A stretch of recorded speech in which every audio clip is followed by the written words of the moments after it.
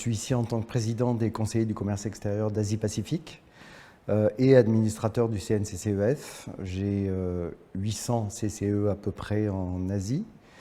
Je suis CCE depuis longtemps, depuis la fin des années 80, et j'habite en Asie, entre Singapour, le Japon et le Vietnam, depuis les années 90. Donc un vieil expatrié.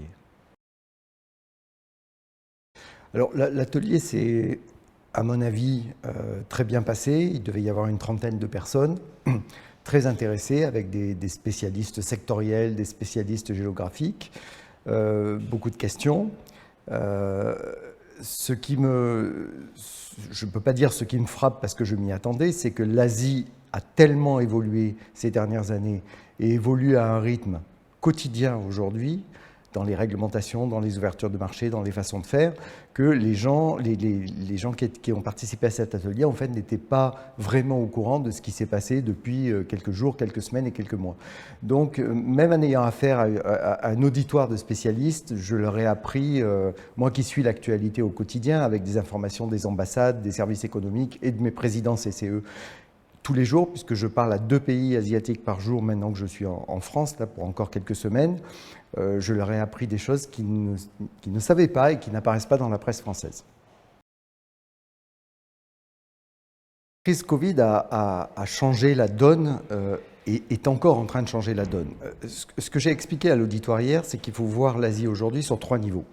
D'abord, le niveau humain. Le niveau humain, le niveau de la mobilité, le niveau des restrictions de voyage. On parle de restrictions, c'est pas bon. Aujourd'hui, et la presse française n'en fait pas état, la quasi-totalité des pays asiatiques, même ceux qui ont bien géré la pandémie, sont fermés. La preuve, je suis en France aujourd'hui parce que je ne peux pas rentrer dans mon pays à moins de faire au total 6 semaines de quarantaine, ce que je n'ai pas envie de faire. Et pourtant, j'habite entre Singapour et le Vietnam. Donc aujourd'hui, la mobilité est mauvaise. Nous avons 200 000 expatriés en Asie, plus ou moins, car tout le monde n'est pas inscrit dans les consulats. Et ces 200 000 expatriés sont dans des situations de détresse professionnelle, de détresse psychologique, de détresse familiale, de manque de scolarisation des enfants, parce qu'ils sont enfermés, même des fois dans des paradis dorés, comme l'Australie. L'Australie, il y a peu de pandémies, mais l'Australie est fermée et va rester fermée jusqu'à probablement mars 2022. Donc au niveau humain, ça ne se passe pas très bien. Au niveau économique, par contre, ça se passe très bien.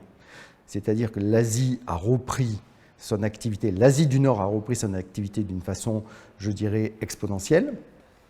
La Chine, qui était déjà l'usine du monde et le moteur du monde avant la pandémie, le devient encore plus. Que ça nous plaise ou que ça ne nous plaise pas, c'est un fait. On va être obligé de faire avec la Chine dans les 100 ans qui viennent. Il n'y a pas que la Chine, il y a la Corée, il y a le Japon, il y a des pays comme le Vietnam et la Thaïlande qui s'en sortent mieux. Il y a des pays qui s'en sortent moins bien, c'est les pays qui ont une économie informelle. L'économie informelle, c'est les gens qui gagnent de l'argent aujourd'hui pour pouvoir manger demain. On peut simplifier, vulgariser en disant les gens qui vivent dans les bidonvilles, qui n'ont pas accès à la santé, qui n'ont pas accès aux soins, à l'électricité, à l'eau courante, qui des fois n'ont pas de carte d'identité. Donc ceux-là, l'Indonésie, Inde et les Philippines, c'est un petit peu plus compliqué, mais globalement, l'Asie s'en sort bien. Et la recommandation que j'ai faite hier à l'auditoire, c'est le moment d'aller en Asie. C'est le moment de prendre des places. Il faut toujours utiliser les crises pour essayer de se faire un nid. Ça a été la philosophie de ma vie professionnelle et ça a toujours marché. Le 3e niveau, c'est le niveau, toujours pour rester sur le sujet Asie, comment ça se passe en Asie, le niveau humain, ça ne se passe pas bien, le niveau économique, ça se passe bien, et ce que j'appelle le niveau hors sol. Alors, le niveau hors sol, c'est quoi? C'est le niveau du cloud, c'est le niveau du digital, c'est le niveau de la data. Donc là, c'est en pleine explosion, mais en même temps que l'explosion de tout ce qui est digital, le e-commerce. Bien sûr, on pense au e-commerce, mais on pense aux solutions, à toutes les solutions technologiques intégrées qu'on peut, je pense par exemple à la gestion de l'énergie dans les immeubles, par exemple dans les villes, les smart cities. Tout ça, c'est en train d'exploser, mais en même temps, il y a une réglementation internationale qui est drivée par 3 forces, par les États-Unis, par la Chine et par l'Europe maintenant, avec Thierry Breton en tête, qui sont en train de réglementer l'usage de ce qui se passe dans les nuages, dans le cloud. Et cette réglementation est absolument en train de devenir draconienne et ça sort tous les jours. C'est-à-dire que là, il faut suivre l'actualité quand on est dans ce domaine-là pour savoir qu'est-ce qu'on peut faire et qu'est-ce qu'on ne peut pas faire. Tous les jours, il y a des nouveaux des nouvelles réglementations par le gouvernement européen, par les États-Unis ou par Xi Jinping.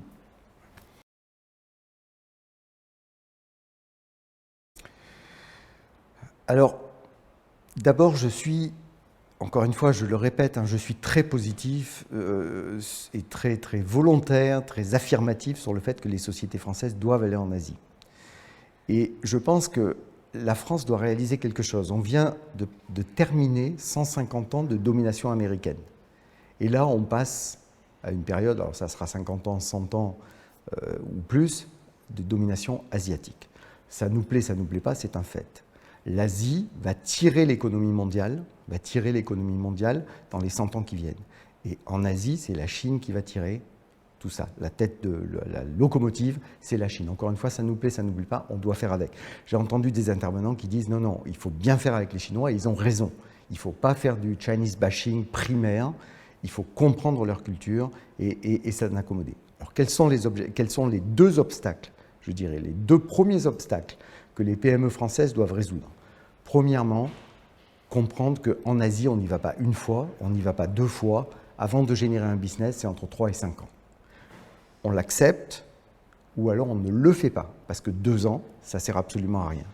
On doit construire une relation dans le long terme, une relation commerciale, une relation financière. Pour ça, on a une société fantastique qui s'appelle BPI France, qui est installée maintenant en Asie, avec des équipes installées à Singapour. Et donc là, on peut avoir des portes ouvertes grâce à BPI France. Le deuxième problème, c'est la compréhension de la culture. Il y a une partie, j'ai travaillé de partout dans le monde, mais il y a une partie du monde où il faut être capable de comprendre la culture, c'est l'Asie. Les Asiatiques ne fonctionnent pas comme des Américains, comme des Africains, comme des Arabes, comme des Européens. Il y a des mots magiques qui s'appellent le guangxi, qui s'appellent le mianzi, et il faut... Je fais beaucoup de conférences sur ces thèmes-là parce que BPI me le demande. C'est la lacune première des PME françaises, comprendre la culture asiatique. Alors qu'on n'a pas à comprendre la culture américaine. La culture américaine, c'est une culture occidentale. La culture africaine, on la connaît. La culture arabe, on la connaît aussi. La culture asiatique, c'est un grand mystère pour les PME françaises. Et il faut passer là-dessus. Il faut savoir comment on parle à des Asiatiques. Donc vous serez pour valoriser le management interculturel? Alors, je suis pour le management interculturel, bien entendu. On est un pays qui a un déficit en matière de management interculturel. Les Allemands et les Américains disent, nous, on ne comprend pas ces gens-là, donc ils appointent des intermédiaires. Alors, des culture managers, en Asie, on appelle ça des guangxi managers. Ce sont des gens qui ont généralement la double culture, soit des Allemands qui ont été élevés en Chine, soit des Chinois qui ont été élevés en Allemagne ou aux États-Unis. Et donc les autres pays européens reconnaissent ce déficit de compréhension de la culture. La France ne le comprend pas. Nous, les Français, on a toujours ce côté un peu orgueilleux de dire « Ah mais non, mais moi, les Chinois, j'en fais mon affaire ». Eh bien, je pense que là, il faudrait qu'on suive un peu les Allemands en disant « Non, nous, on ne les comprend pas. On ne sait pas comment travailler avec, on ne sait pas comment leur parler. Donc, il faut faire vraiment des... » C'est un domaine abstrait. C'est encore plus abstrait que le cloud, la culture. Le cloud, on sait ce que c'est. Une data farm, le bitcoin, le yuan, on sait ce que c'est. Mais la culture, c'est difficile à appréhender. Écoutez, c'est la première fois que je participe à cet événement organisé par votre association. Je suis absolument enchanté. D'abord, j'aime beaucoup le principe des universités d'été. Je pense que quand on fait des conférences en cours d'année, c'est plus pesant. Là, l'université d'été, avant le moment où les gens partent en vacances, je trouve que c'est super. Alors, merci beaucoup, Michel Vaugier. Merci, Tom.